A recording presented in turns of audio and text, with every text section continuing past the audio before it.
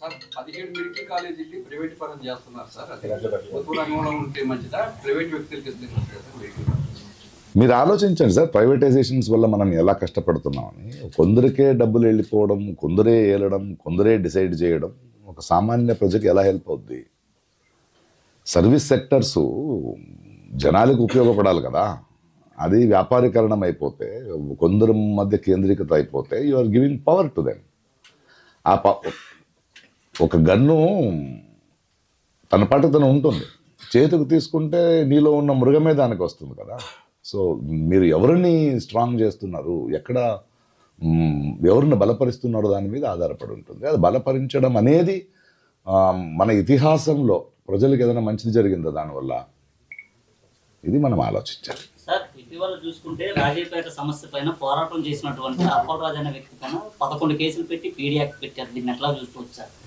ఉమర్ ఖాలిద్ 5 సంవత్సరాల నుంచి ఉన్నాడు. స్టాన్ స్వామికి ఒక స్ట్రా ఇవ్వలేదు. ఏముంది ఇవాళ ఒక విచారణ కూడా. గౌరీ లంకేష్ని చంపిన వాళ్ళు బెయిల్ మీద వెయిట్ వచ్చారు.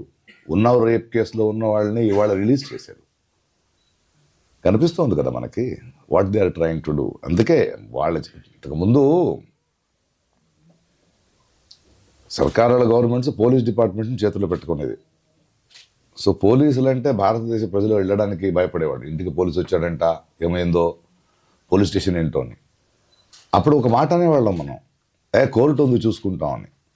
కోర్టు ఉందో ముందు చూసుకుంటే ఒక నమ్మకం ఉండేది. ఇప్పుడు కోర్టు కూడా లేదు కదా చేతుల్లో, అంతే కదా. సో ఇది ఎన్ని రోజులు జరుగుతాయి, ఎన్ని రోజులు మనం సైలెంట్గా ఉంటాం.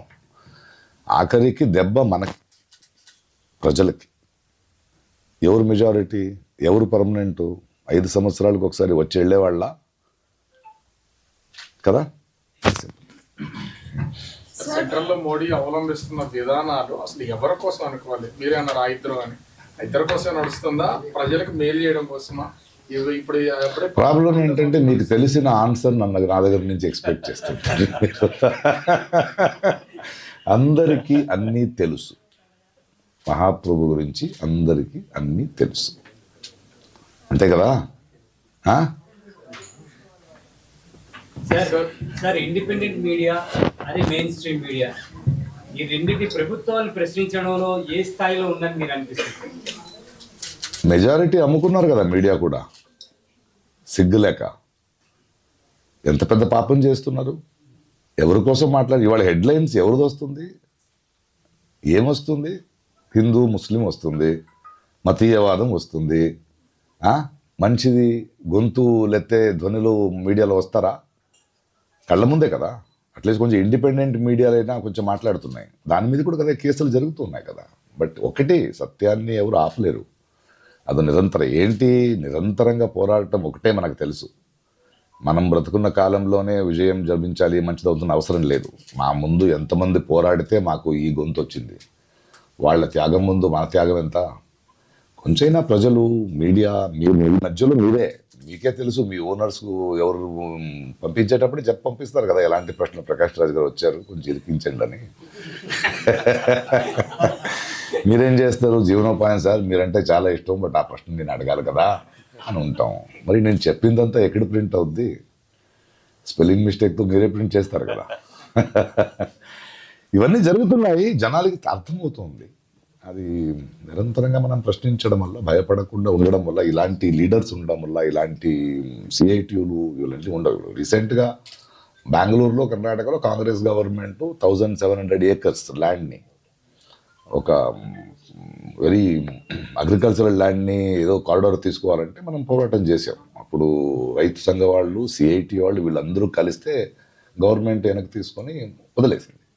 అలాంటి పోరాటాలు మనకి చాలా స్ఫూర్తిని, చైతన్యాన్ని ఇస్తున్నాయి. అంటే ప్రశ్నించే గొంతులు ఒక్కసారి కలిస్తే పీపుల్ విల్ కమ్ అని. సార్, విశాఖ నగరంలో వేల కోట్ల రూపాయలు విలువ చేసే కమ్యూనిటీ పైసలకి కట్టబెడుతున్నారు సార్. మంచిదని అంటారా సార్? మంచిది కాదు కదా, మీకు తెలుసు కదండి. ప్రకాష్ రాజ్ గారు నోటి నుంచే రావాలా అది? చెప్పాను కదా, మీరు విన్నారు, నేను నవ్వాను, అందరికీ తెలుసు అన్నాను. Even the Indian film industry of late has been generating propaganda films like Kashmir Files, Kerala దాన్ని అన్ని ఫైల్స్ అంటాను నేను, ఫైల్స్ అన్నాను.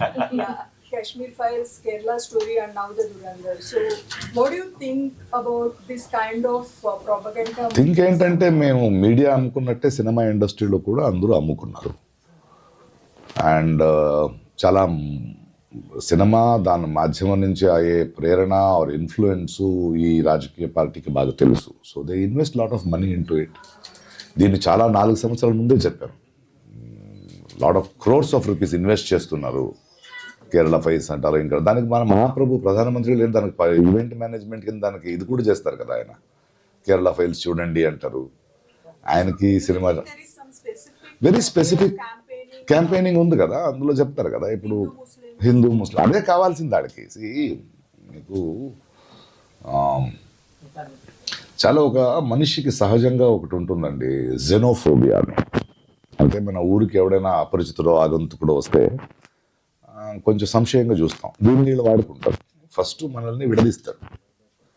విడదీసి దానికి కావాల్సిన కార్యక్రమాన్ని క్రియేట్ చేస్తారు. దాన్ని భయంగా మార్చాలి కదా, దాన్ని ద్వేషంగా మార్చాలి కదా. దాన్ని కోముదంగలో రేప్స్ కొట్టడమో స్టార్ట్ చేసి మనం ఎదురు కొట్టుకునేలా చేస్తారు. వాళ్ళ పనులు వాళ్ళు చేస్తుంటారు. సో ఈ ఫిల్మ్ వస్తున్నాయి అనేది చాలా వాస్తవం.